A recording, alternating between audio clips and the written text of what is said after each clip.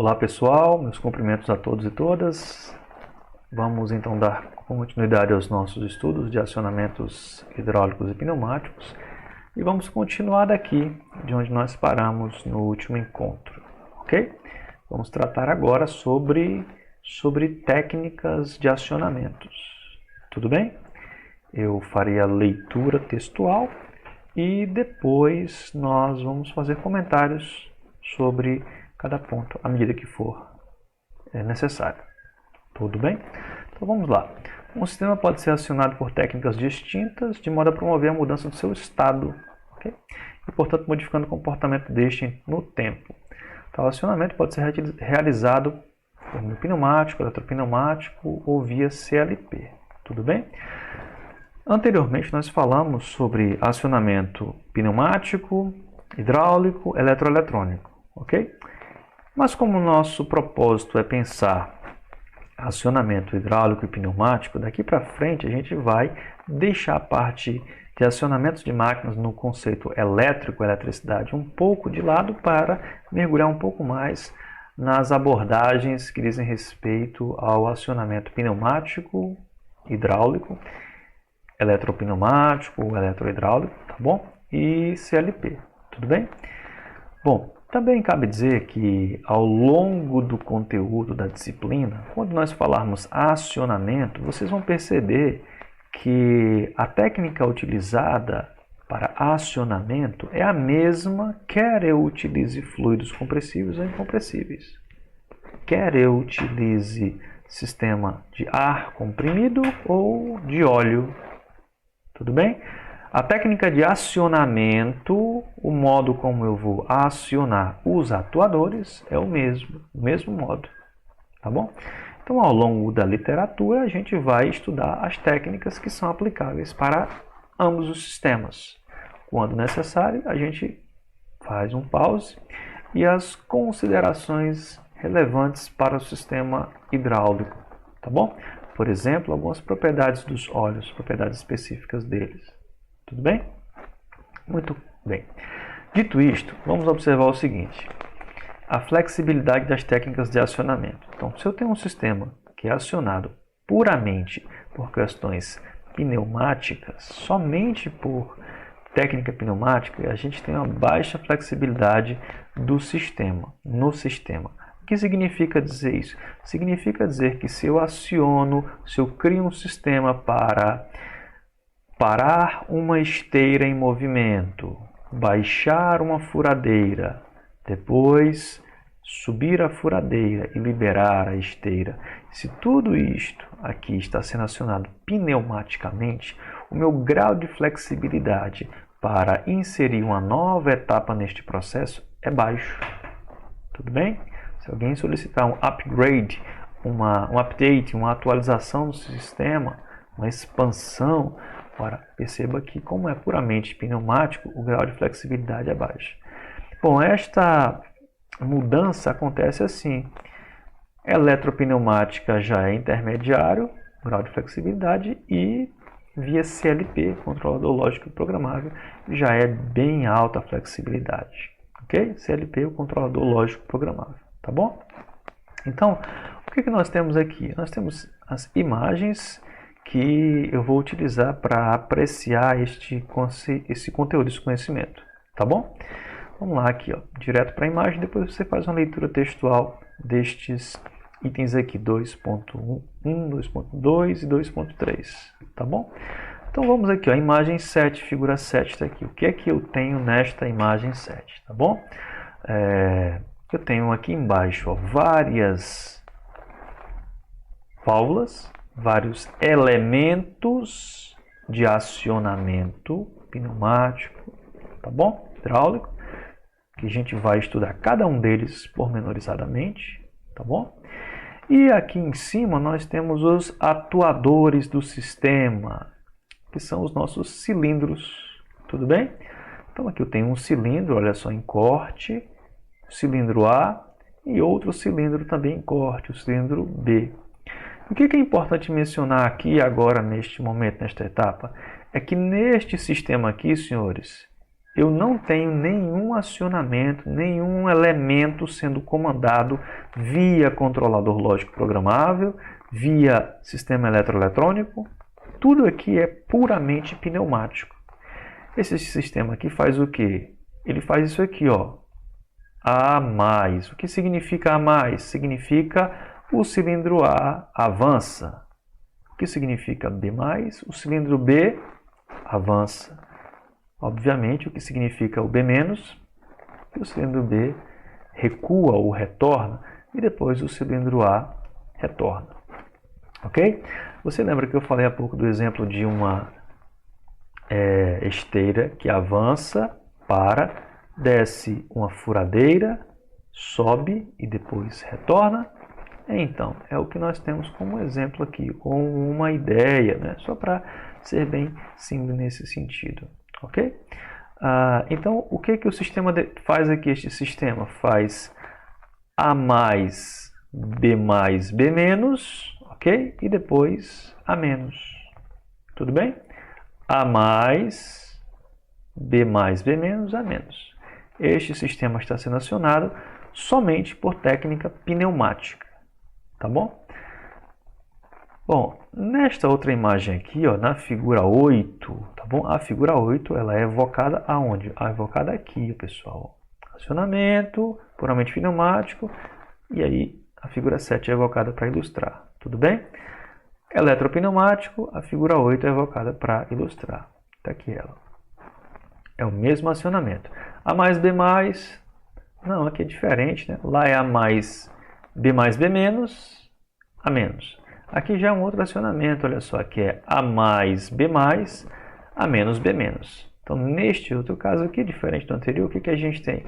O cilindro A avança, o cilindro B avança, depois que o cilindro B avançou, o A, que está avançado aqui, ele retorna, e depois o cilindro B retorna, ok? Bom, o que é importante mencionar aqui, neste segundo circuito aqui? Olha só a diferença. Esta parte aqui é a parte eletrônica, a parte elétrica do circuito, e esta parte aqui, ó, esta parte aqui é a parte pneumática. Então aqui a gente tem um acionamento eletropneumático, ok? Tá bom? E o terceiro tipo que nós estamos estudando aqui é este grupo aqui, olha só. É o acionamento via controlador lógico programável, via CLP. Perceba que em relação ao atuador e ao seu elemento de comando, você tem uma proximidade, né? Uma similaridade deste com este aqui, ó. Tá bom? Claro que aqui foram representados 2 cilindros sendo acionados e aqui foi representado só um, mas vamos isolar só um mentalmente para pensar. Olha só, você tem o que? O cilindro e uma válvula acionando este cilindro. Aqui é o cilindro e uma válvula. Aqui é a programação do CLP na linguagem ladder, ok? Tá bom? Então, neste primeiro momento, que eu quero que vocês visualizem, mentalizem, vocês podem projetar, desenvolver um sistema hidráulico pneumático tal que ele seja acionado puramente pelo fluido, ou puramente hidráulico, ou puramente pneumático, ou 2 eletropneumático, eletrohidráulico, tá bom? Ou 3 via CLP. Bom, uma das 3 técnicas de acionamento vocês podem utilizar para trabalhar no circuito. Tudo bem até aí? Muito bem. Então, dito isto, nós vamos agora avançar um pouco mais sobre os equipamentos, tá bom? Equipamentos básicos nos sistemas que vamos ora trabalhar, ok?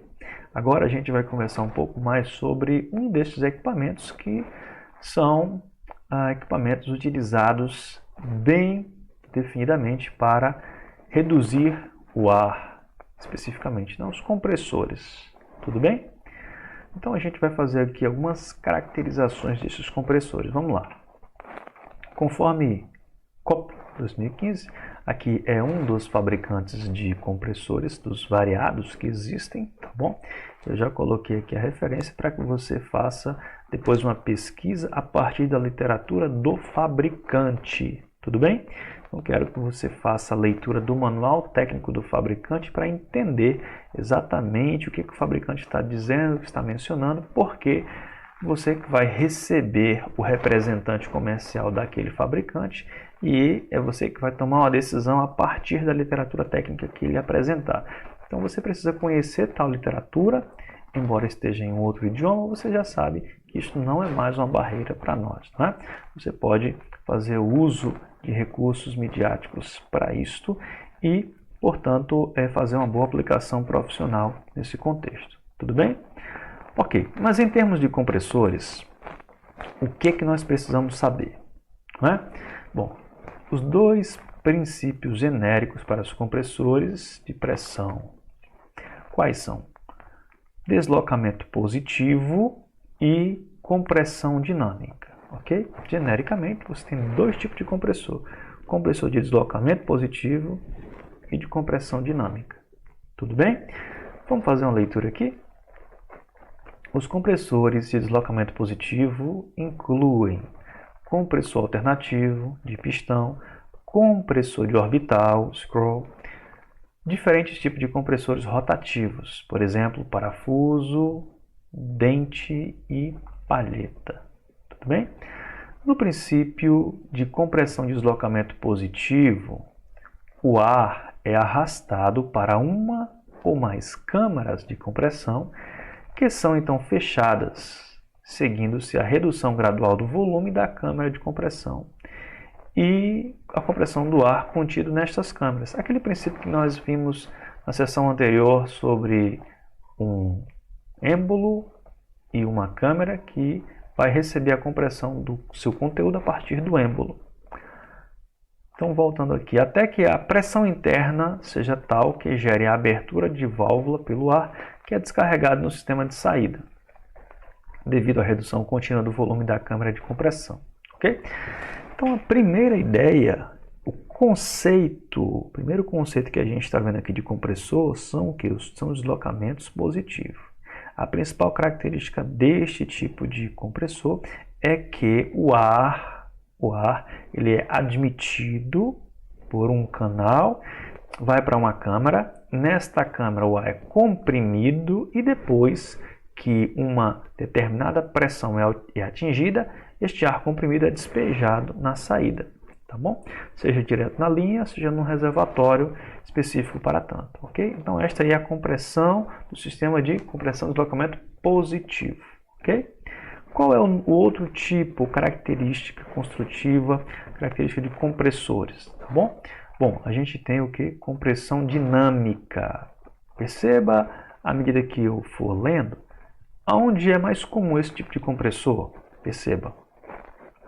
O ar é succionado pelas pás de um impulsor de compressão e então descarregado através de um difusor, onde a energia cinética, a velocidade com a qual este ar é succionado e descarregado, é transformada em pressão estática.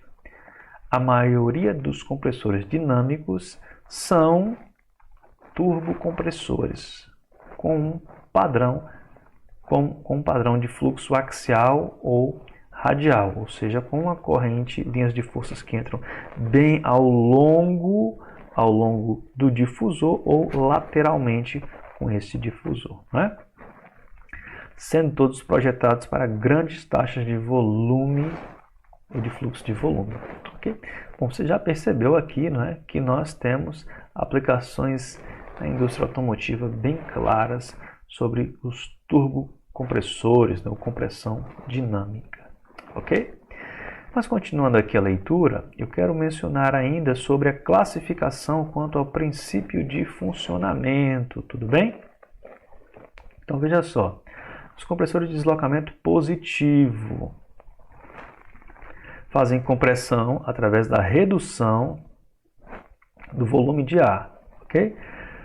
O fornecimento de ar é intermitente durante o funcionamento do compressor, já que o ar é primeiramente comprimido e só depois é descarregado, ok? Pessoal, atentem para estas definições, bem simples, mas muito densas, ok?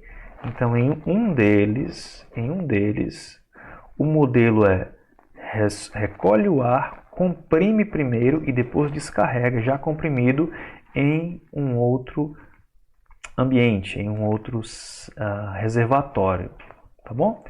Em outro modelo, em outra estrutura, o ar é acelerado, adquirindo elevada energia cinética, e depois é feita a transformação dessa energia cinética em pressão, através da utilização de um bocal divergente, um difusor, ok?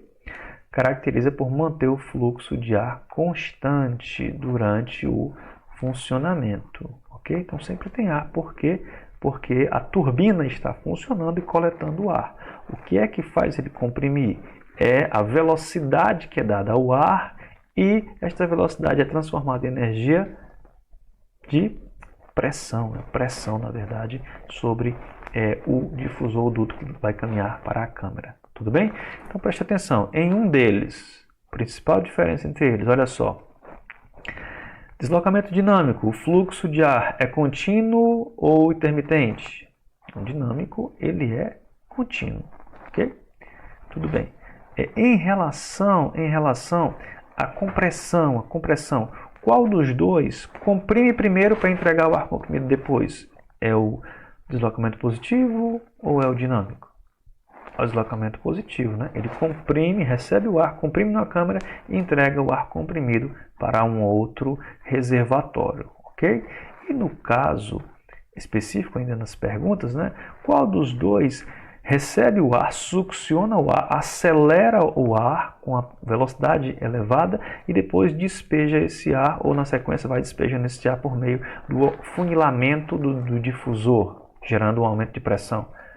Neste caso aí, sempre você deve lembrar de um turbocompressor, né? Aquela voluta do turbocompressor te ajuda com clareza a perceber essa diferença, né? Deslocamento positivo ou deslocamento dinâmico, tá bom? Vamos perceber alguns exemplos destes compressores, tá bom? Eles podem ser, quanto ao princípio de funcionamento, rotativo ou alternativo. Rotativo, compressor de palheta, de parafuso, de anel líquido, etc. Alternativo, de êmbolo, de diagrama, tá bom? E no caso aqui do deslocamento dinâmico, né? Eles caracterizam por manter o fluxo constante. Já li, por esse motivo funcionam os chamados turbos compressores, tá bom? Então, claramente, em ambos os casos aqui, são apresentadas situações onde o seu princípio de funcionamento define exatamente a sua característica técnica para aplicações específicas, tá? Daqui a pouco eu vou perguntar o seguinte, na especificação do compressor, barulho é permitido no ambiente onde você vai trabalhar? Ou é melhor um compressor que é mais silencioso, né? O fluxo de ar ele pode ter picos ou ele precisa ser contínuo, constante, não é? Essas perguntas vão fazer diferença no que se refere à especificação do compressor que você vai definir para alimentar toda a sua linha de fluido, quer compressível, quer incompressível. Tudo bem? Ok? Bom, cabe dizer também, já que eu falei quer compressível, quer incompressível, né? Cabe dizer um alerta, tá, pessoal? 1 minuto só. Quando nós falarmos compressores, eu estou falando sempre de fluido que é compressível. Né? Compressores de fluido compressível. Tudo bem?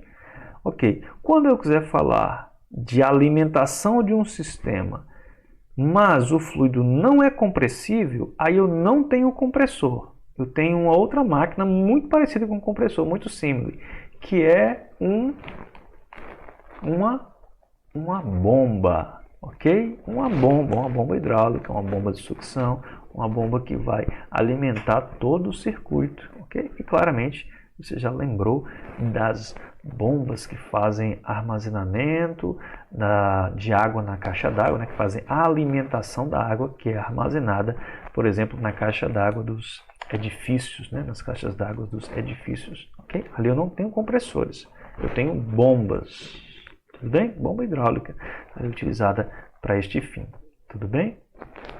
Ok. Vamos em relação ao regime de trabalho, fluxo contínuo ou intermitente, né? Bem caracterizado já anteriormente. Né? Se ele é dinâmico, então é contínuo. Por quê? Porque o ar é succionado, acelerado e enviado na sequência da aceleração para um difusor que tem sua restringência diária, de tal forma que a velocidade vai aumentando e transformando-se em energia de pressão para o sistema. Okay?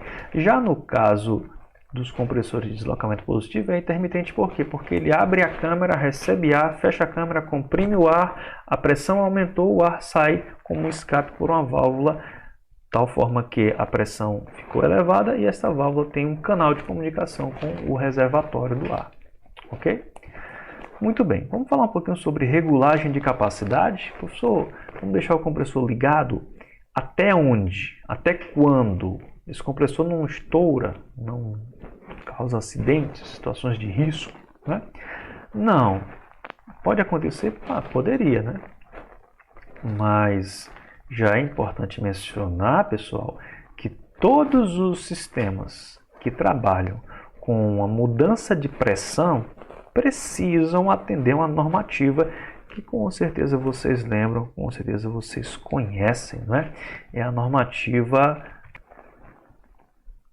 que trata de vasos de pressão, né? É lógico que eu estou referindo-me à NR13, que você já conhece, que ela trata sobre caldeiras, né, e vasos de pressão, né? Por que é importante mencionar isso, pessoal? Eu vou falar sobre isso mais à frente, com calma, tá bom? Na etapa de projeto da disciplina, mas é um risco elevadíssimo quando os reservatórios de sistemas de pressão são danificados e não há uma manutenção adequada naquele sistema.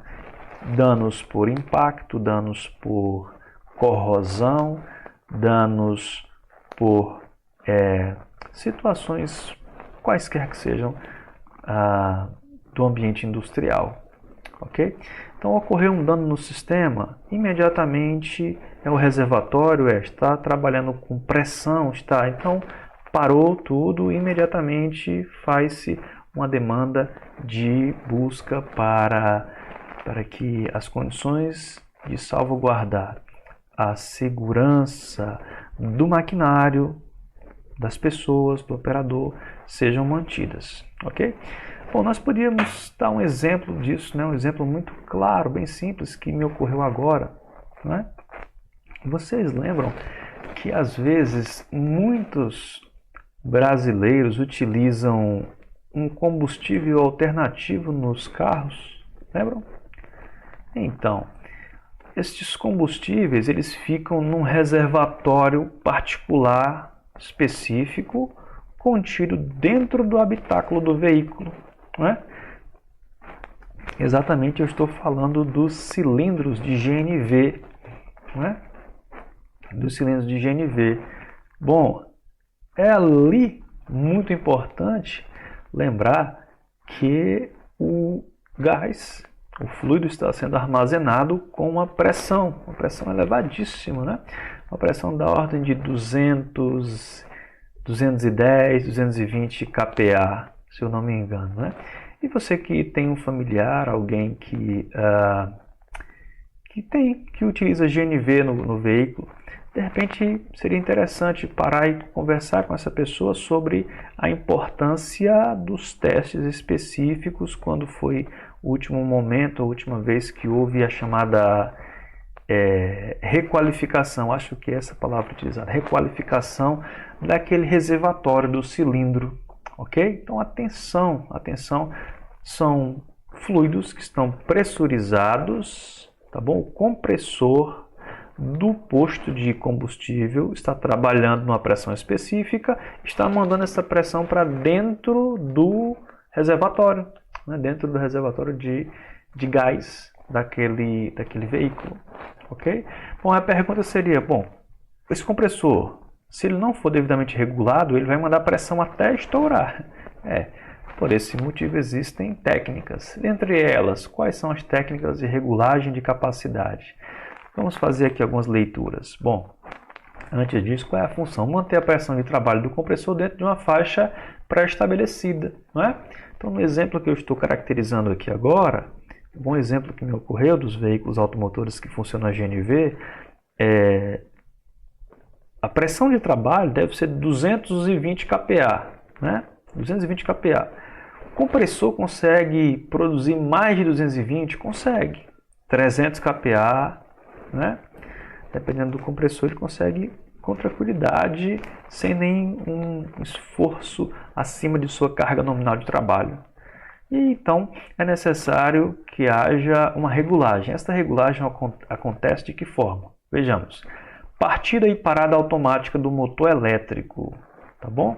Os cilindros estão trabalhando ali. Se eu estou falando de cilindros, pessoal, vocês sabem que eu estou mencionando exatamente de um sistema de pistão. Então, é um compressor do tipo deslocamento positivo ou deslocamento dinâmico que eu estou falando agora. Então, basta rolar a página, né? Voltar ao vídeo, você ia perceber que eu estou falando de um sistema de deslocamento positivo e com característica construtiva de alternativa, de êmbolo, ok? Então, voltando aqui, o motor está trabalhando, o cilindro está fazendo a compressão, né? Os cilindros estão despejando no reservatório do sistema. Uma maneira de fazer com que este armazenamento pressurizado do sistema pare, qual é? É desligando o motor. Desligou o motor, ele para de comprimir o fluido para colocar na saída ou no reservatório, ok? Neste caso aqui, pessoal, como eu mudei o meu exemplo de ar comprimido para fluido GNV ou gás, né, comprimido, o sistema não está coletando ele não está coletando o fluido da atmosfera, tudo bem? Ele está buscando a partir do seu reservatório interno. O seu reservatório interno tem um reservatório de GNV, ok? Os postos de combustível têm um reservatório de GNV, que o compressor admite do reservatório, comprime e manda para o sistema de saída, que no caso são os tanques de reservatório de GNV automotivos, né? Qual é uma outra técnica? Bom, fechamento total da admissão. Bom, por que foi importante eu mencionar isso aqui agora? Porque uma técnica não preciso desligar sempre o motor elétrico, não preciso parar o compressor, mas eu posso fechar a parte das câmaras que admite o fluido que será comprimido. De tal forma que, se não entra fluido para ser comprimido na câmara de compressão do compressor de pistões de deslocamento positivo, ok? Então não tem como sair fluido para o escape, ok? É uma outra técnica utilizada, tudo bem? Fechamento parcial ou estrangulamento da admissão, descarga para a atmosfera. Bom, esta situação aqui não existe, né? Não pode existir, né? Não existe na etapa dos GNVs, né? Mas na etapa dos gases, na etapa referente ao ar, pode, né? Ao ar devidamente tratado, pode, né? Ok?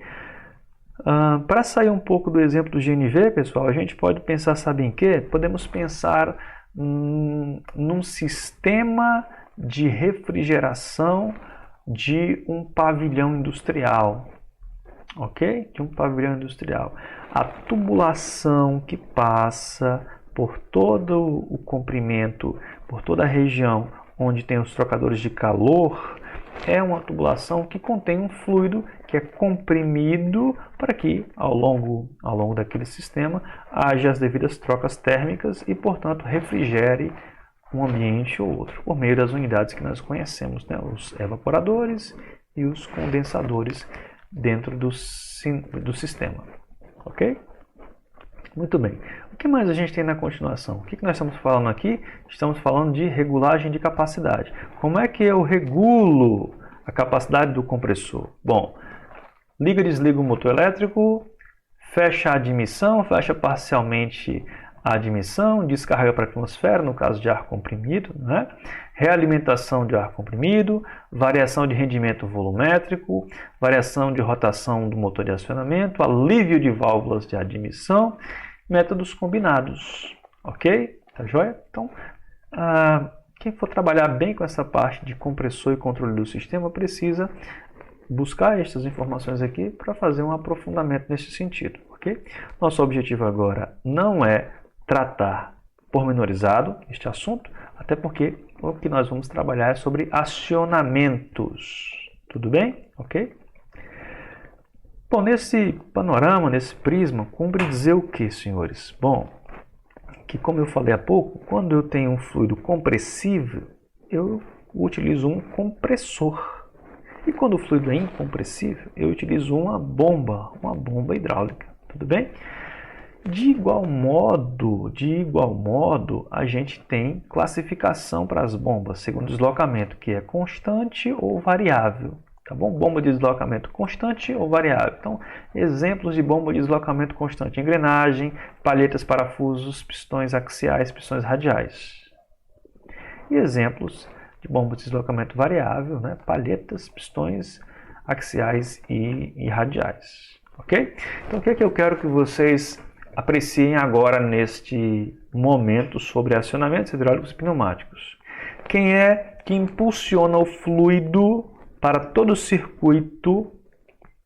circuito de acionamento, de trabalho? Bom, compressível, compressores. Incompressível, as bombas. Ar, os compressores, deslocamento possível dinâmico, ou no caso do óleo, as bombas, ok? Deslocamento variável ou constante. Tudo bem? Dito isto, vamos pensar um pouquinho sobre simbologia. Existe uma norma, pessoal, a norma 8897 de 85, tá bom? Que trabalha sobre a questão do deslocamento, sobre outras questões, na verdade, sobre vários itens a norma trata, certo? Mas aqui apresenta-se algumas das simbologias importantes para nós, tudo bem? Então, deslocamento constante e com um sentido único de fluido. Então, se eu estiver referindo-me a uma bomba de deslocamento constante e único sentido de fluxo, qual é a simbologia desta bomba? Esta aqui, ó. Bomba de deslocamento fixo ou constante e sentido único de fluxo.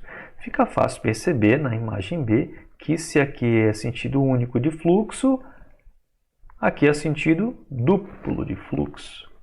Fica fácil perceber, olhando para a imagem adjacente, que se aqui é sentido único e deslocamento fixo, aqui é sentido único e deslocamento variável.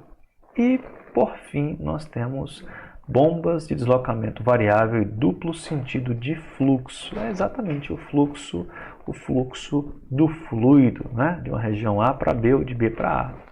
Tudo bem? Bom, falado um pouco já sobre bomba e sobre compressor, vamos retomar as considerações sobre o ar comprimido, tudo bem?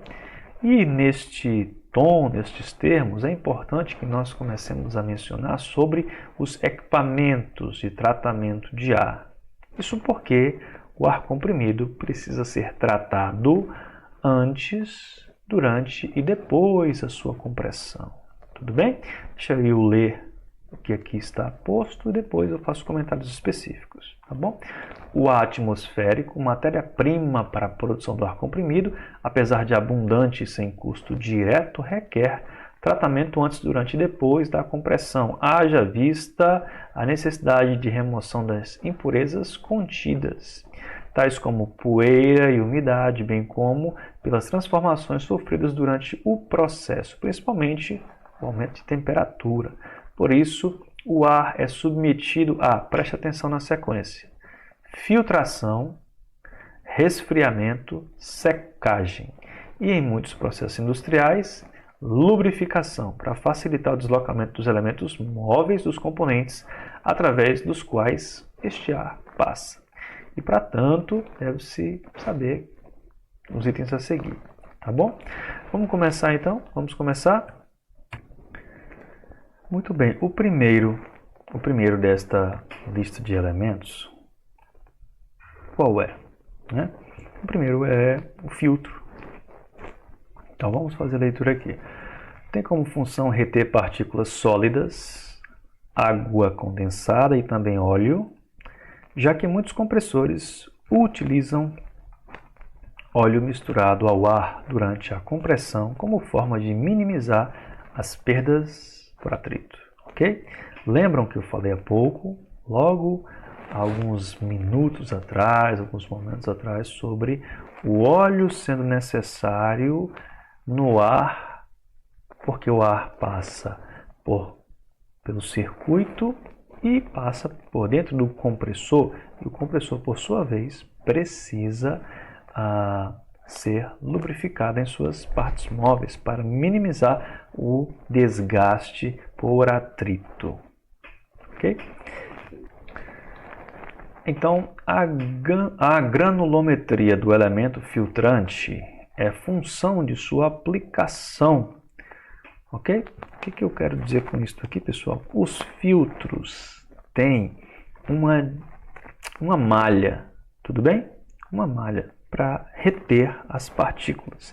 A distância entre os termos, trechos, os laços dessa malha, ela é reduzida de tal forma que só passe o fluido ou, no caso, o ar. Tudo bem? O nome dado a essa redução de distância é o mesmo nome que a gente aprendeu lá em engenharia de materiais de construção. Vocês lembram do tamanho de grão, granulometria, ok? Então, esta granulometria do elemento filtrante é a função da aplicação, ou seja, a gente tem 50 microns para cilindros, ferramentas pneumáticas e aproximadamente 5 microns para removedores de óleo, ok? Tá bom? Então perceba aqui, olha só a diferença em relação ao tamanho do grão ou da granulometria do tipo de filtro utilizado, ok? Por ocasião da filtração ou da filtragem, parte do vapor d'água é condensado. Isso acontece normalmente como processo, tá bom? O que requer a instalação de drenos manuais ou automáticos. Então, preste atenção. Na sua rede pneumática, você deve colocar um filtro. Para quê? Para reter o excesso de sujidade por corpos sólidos, por fluidos, outros fluidos no caso, né? Fluidos não compressíveis, como óleos ou fluidos contaminantes, ok? Por ocasião disto, normalmente acontecerão situações de retenção da água ou da sujidade e precisa ter um ponto de escape, um dreno, tá bom? Este dreno tem exatamente uma representação normativa. Vamos ver aqui na figura 11, está aqui, olha só. Aqui é um filtro sem dreno, conforme a norma 8897 de 85. E aqui é um filtro com dreno, ok? Conseguem perceber aqui claramente a ideia de como se tivesse o acúmulo de algum sujo aqui, né? De alguma sujidade. Bom, depois do filtro a gente tem o resfriador. Por que o resfriador? Vocês lembram das etapas anteriores nas quais nós falamos que o ar, à medida que ele é comprimido, muda de volume, muda a pressão, muda a temperatura? Então, este processo se faz necessário justamente porque o ar, ao longo do processo, ele pode chegar a temperaturas bem elevadas, não é? Uma vez que o processo de compressão é politrópico, o ar é aquecido ao passar de um estado de baixa pressão para um estado de alta pressão, chegando a atingir temperatura de 250 graus centígrados. Isto torna obrigatório o resfriamento do ar sob pena de comprometer a função do óleo lubrificante, o que geraria consequências danosas para os elementos móveis ou partes móveis do compressor, reduzindo o rendimento volumétrico do reservatório de ar comprimido. Ok? Então ficou bem claro, né? Estou aqui percebendo que, bom, se o ar estiver com muita umidade, posso gerar dano no compressor. Exatamente. Se o ar estiver muito quente, muito aquecido, também posso gerar dano no compressor. Tá aí uma segunda preocupação, é a gente utilizar um resfriador. Então a primeira, filtro com dreno, manual ou automático, tá bom? E a segunda é usar um resfriador, ok? Resfriador a água ou a ar instalado entre os estágios do compressor, que é um chamado resfriador intermediário, e o último estágio, que é o resfriador posterior, apresentado assim na curva de compressão isotérmica. Tudo bem? Vamos ver aqui numa imagem. Aqui, olha só. Aqui é a imagem de um resfriador. Tudo bem? A imagem não, a simbologia. Simbologia de um resfriador. E aqui já do lado de um secador. Mas o que é esse secador? Que eu não falei. Está aqui, olha só. Mesmo havendo drenagem de parte do vapor d'água por ocasião da filtração e do resfriamento, a maioria das vezes é necessário um processo específico. A secagem para a desumidificação necessária do ar comprimido. Essa secagem pode ser feita por refrigeração, quando o ar a ser secado é resfriado, fazendo com que o vapor d'água seja condensado, ou baseado em processos de adsorção e absorção, quando o ar é posto em contato com pastilhas, como por exemplo de cloreto de cálcio, cloreto de lítio, óxido de silício e alumina. Ok? Cuidado que em alguns processos, tal contato pode transformar o ambiente em riscos de periculosidade. Tudo bem? Ok? Então, vamos sempre observar assim, qual é o tipo de fluido que a gente está utilizando, qual é o tipo de tratamento, como será a descarga desse sistema para o ambiente externo, para a atmosfera. Tudo bem? Bom, vamos continuar aqui na figura 12, então, ela responde aquilo que eu tinha perguntado há pouco, que é sobre o secador. O secador ele vai trabalhar praticamente forçando que é a desumidificação. Então, eu faço a filtragem, uma resfriação e uma secagem do ar. Bom, o dreno é o que eu já mencionei há pouco para vocês. Aqui a gente tem um dreno manual, olha só, e um dreno automático. Tudo bem? E em algumas situações faz-se necessário que nós tenhamos um outro elemento que consegue colocar óleo no sistema, ok? A gente precisa também colocar óleo no sistema para que haja lubrificação correta de todas as partes do compressor e outros elementos nos quais o ar deverá passar alimentando. Tudo bem? Chama a atenção aqui, pessoal, para cá. Olha só. Cuidado com a parte de manipulação em produtos alimentícios, que não pode ser utilizado óleo por risco à saúde. Então, lubrificadores específicos são necessários nesse contexto. Tudo bem? E aqui nós temos aqui um exemplo de simbologia de lubrificador. Tá?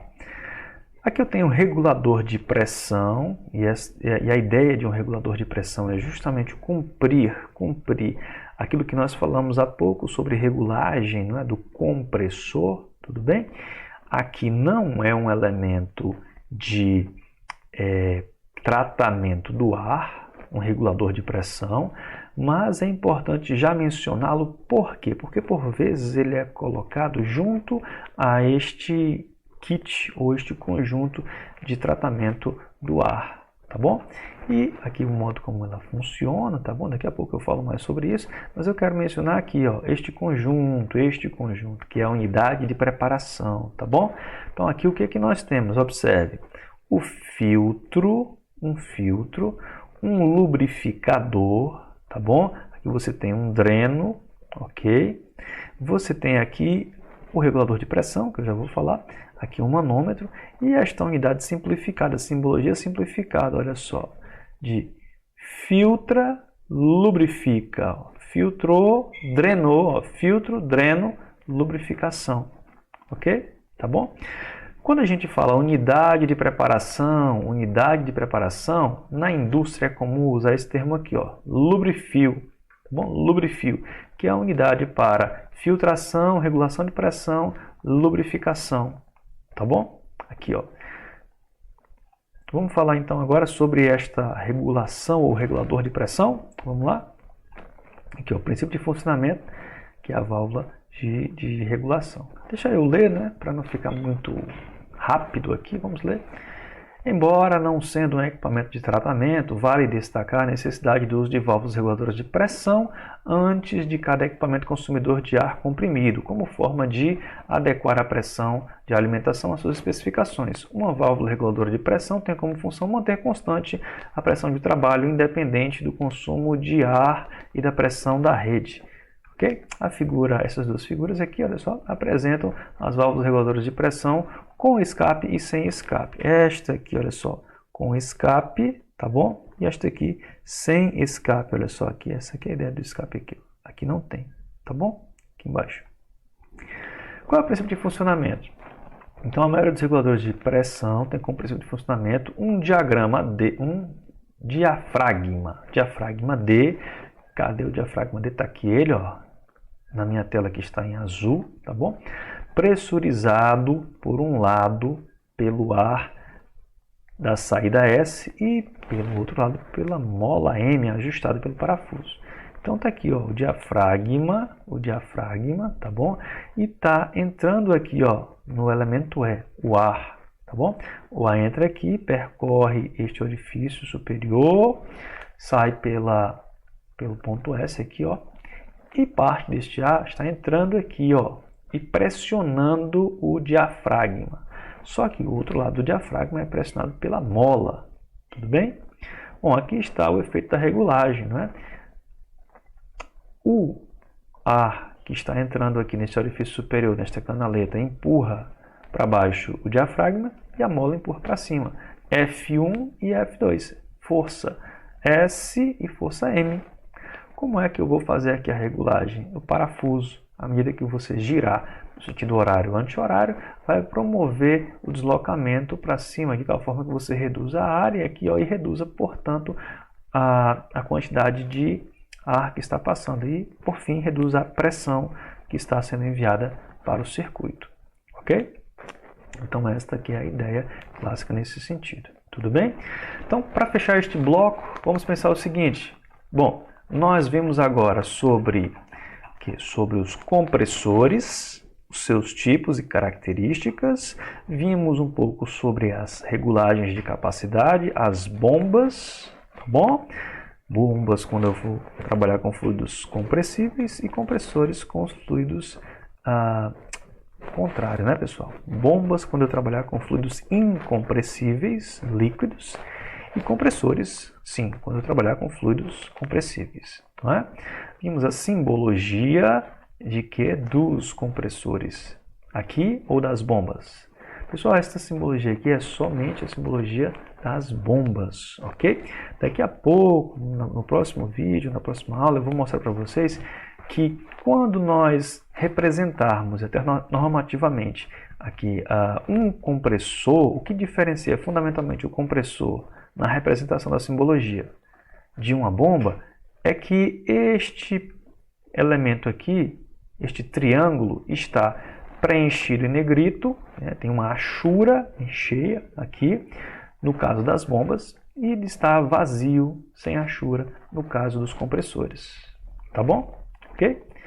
Bom, e depois a gente viu o item que é muito importante, que é sobre o tratamento de ar, né? Filtrar, resfriar, secar, drenar, umidificar e fazer a regulagem de pressão. E tem um conjunto para isso, que é o nosso chamado conjunto conhecido como lubrifio ou unidade de preparação. Tá bom? Então, em regra, em linhas gerais, o que eu quero que vocês memorizem? Ambiente industrial. Olha só, tem que chamar já o responsável pela área de manutenção e mencionar: o ar está devidamente preparado? Cadê a unidade de preparação? Onde está a unidade de preparação? Tudo bem? Porque o seu sistema vai trabalhar com a pressão, por exemplo, de 6 bar. E alguém utilizou uma pressão de 2 bar por algum motivo e ele chegou aqui, ó, nesta válvula reguladora de pressão e regulou o sistema para 2 bar. Logo, o teu sistema não está correspondendo ao que deveria, porque a pressão do sistema está baixa. Ok? Então, tem unidade de preparação do sistema. Ok? Os drenos estão adequados, os filtros estão adequados, a lubrificação está adequada, a umidificação está correta, o controle de temperatura do fluido está adequado. Todas essas questões precisam fazer parte aí do nosso conjunto de praxis profissional. Tudo bem? No próximo vídeo a gente já começa a trabalhar sobre os atuadores, tá bom? Que são os elementos que vão gerar trabalho para nós. Ok? Então, vamos lá.